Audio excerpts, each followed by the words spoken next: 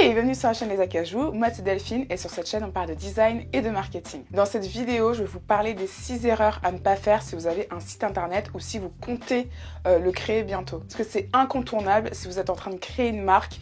En 2020, on ne peut pas vendre une marque sans site internet, c'est pas possible, même si vous avez une boutique physique, un restaurant ou quoi que ce soit. Si vous n'avez pas les réseaux sociaux et un site internet, ça va être compliqué pour vous de vous faire connaître. Donc la première erreur à ne pas faire, c'est de ne pas comparer les plateformes. Pour comparer ces plateformes, justement, que ce soit WordPress, Wix.com, Squarespace, etc., vous avez souvent des semaines d'essai ou alors des versions gratuites où vous n'aurez pas accès à toutes les fonctionnalités, mais ça vous permet justement de tester et de voir ce qui vous correspond le mieux. Ne foncez pas tête baissée par rapport à une pub. Je sais que par exemple Wix.com fait beaucoup de pubs avant les vidéos YouTube, sur Facebook, sur Instagram. Ça a l'air très bien, mais il faut le tester. Et moi en fait, que ce soit en étant étudiante ou en étant freelance ou en étant maintenant directrice artistique, j'ai travaillé sur plusieurs plateformes de sites pour moi-même, pour mes portfolios en ligne et aussi pour mes clients et clientes. Et c'est vrai que tout ce qui est WordPress et Wix, franchement, ça a été un enfer parce que WordPress, pour moi, ça me paraît extrêmement compliqué, surtout quand on n'y connaît rien en code, en web, etc. Donc pour vous les débutants qui ne sont pas du tout dans ce domaine-là, évitez WordPress qui demande d'installer des plugins par-ci, des plugins par-là. Pour le design, il y a plusieurs onglets, donc en fait on s'y perd, on ne sait plus où aller pour installer un thème, etc. Ça a été l'enfer pour moi. Ensuite pour Wix.com, je l'ai fait aussi pour une cliente et pour un portfolio que j'avais fait en 2014. C'est une plateforme assez simple d'utilisation, on s'y retrouve assez facilement, mais je trouve qu'en termes de design, il y a beaucoup de défauts. Donc si vous êtes quelqu'un qui aime les choses précises et les choses carrées, n'allez pas forcément vers Wix.com. Moi, la plateforme que je recommande et que j'utilise moi-même sur mon site lesacajou.com, c'est Squarespace. C'est une plateforme américaine qui fonctionne très bien pour moi. Vous avez tout, en fait, c'est une plateforme hyper complète. Et au niveau du design, c'est assez simple d'utilisation pour ceux qui ne sont pas designers. Et pour les designers, on a tout en main. Vous avez les noms de domaine accessibles assez facilement. Il n'y a pas de code à mettre ou quoi que ce soit. Tout est fait pour que ça soit facilement adaptable, facilement utilisable, que ce soit pour les débutants et pour les confirmés. La deuxième erreur à ne pas faire, c'est de mettre beaucoup trop de pages, tout simplement parce qu'il faut réduire la navigation sur votre site pour que les personnes, les visiteurs, accèdent à votre produit assez rapidement. Si par exemple, prenons un site classique, vous avez la page d'accueil, vous avez la page contact pour vous contacter si besoin, vous avez la page de service ou la page des produits, la page des collections de votre marque, et après, vous avez une page blog si vous écrivez des articles, ce qui est conseillé d'ailleurs sur un site, et that's it en fait. Vous n'avez pas besoin de plus, en tout cas au début. Quand quelqu'un vient sur un site, il faut que ça soit clair. Et il faut qu'il accède directement à ce qu'il a envie de voir en fait. S'il doit faire des manips en disant ouais ça c'était où, il faut que je revienne dans cette page pour accéder à ça, avoir des chemins, parce qu'on appelle ça vraiment des chemins de navigation, avoir des chemins où il doit faire au moins 4 ou 5 clics pour accéder à ce qu'il veut, bah il va partir en fait et il va jamais rien acheter sur votre site ou il va jamais vous contacter. Moi par exemple sur ma page portfolio, parce qu'il y a beaucoup de projets, je mets toujours les boutons en bas de page pour accéder au projet d'avant, le projet suivant, pour accéder à la page contact, pour prendre rendez-vous.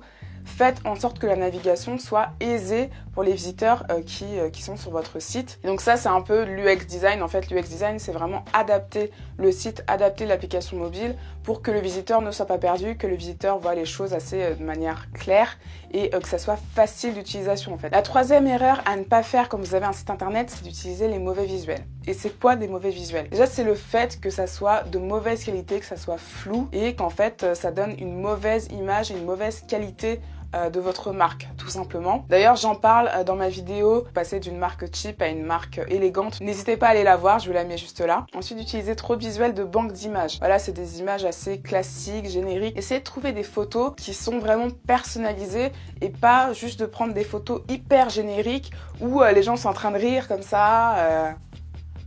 Où en fait on ne comprend pas qui est vraiment derrière la marque. Si vous avez envie de vous mettre en valeur en tant que fondateur, mettez-vous en valeur, allez faire un shooting avec un pote photographe ou avec quelqu'un qui a ses doigts en photo. Ce sera toujours mieux en fait d'avoir une photo de vous que d'avoir des photos de gens qui sortent de nulle part, photos qui mettent souvent sur les brochures d'école ou des codes de commerce, des choses comme ça.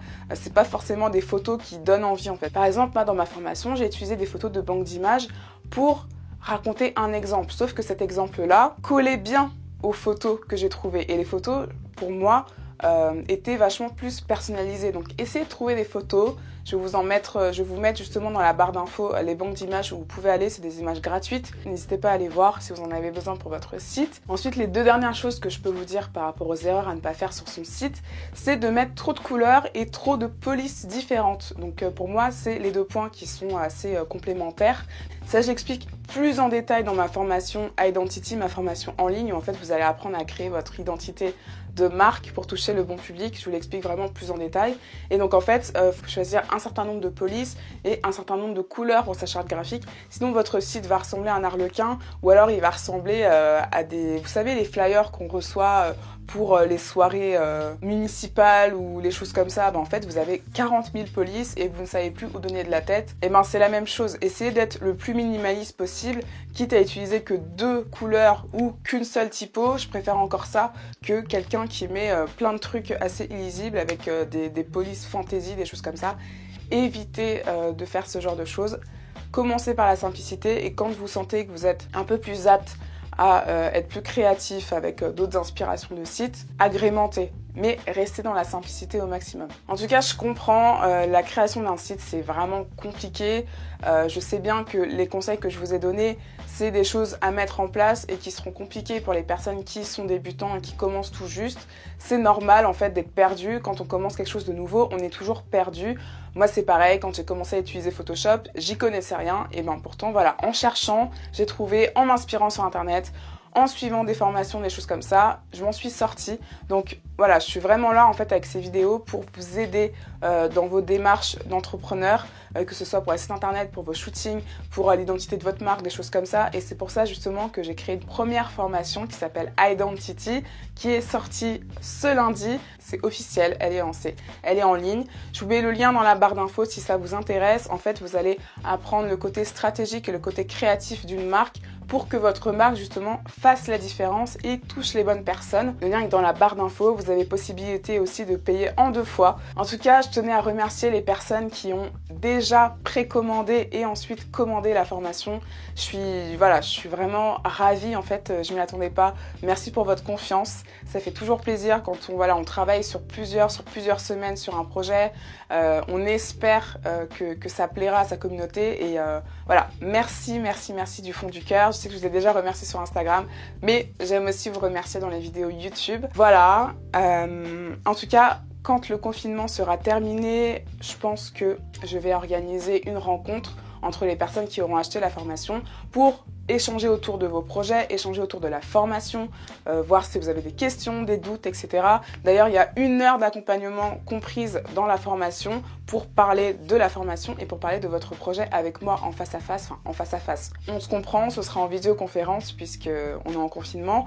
Mais en tout cas, voilà, j'aimerais peut-être à la rentrée organiser un événement où justement on va être tous ensemble, les personnes qui ont pris la formation et voilà, ça va être cool. Et puis même vous allez peut-être trouver des associés, vous allez peut-être trouver des personnes qui vont pouvoir vous soutenir, vous comprendre, etc. Donc voilà, c'est quelque chose que j'aimerais développer aussi à travers les acajou. En attendant, si cette vidéo vous a plu, n'hésitez pas à vous abonner à cette chaîne et à me suivre sur Instagram pour voir un petit peu plus mon quotidien de directrice artistique indépendante. Prenez soin de vous en cette période de confinement et je vous dis à la semaine prochaine pour une nouvelle vidéo. C'était Delphine de la chaîne Les Acajou. Salut!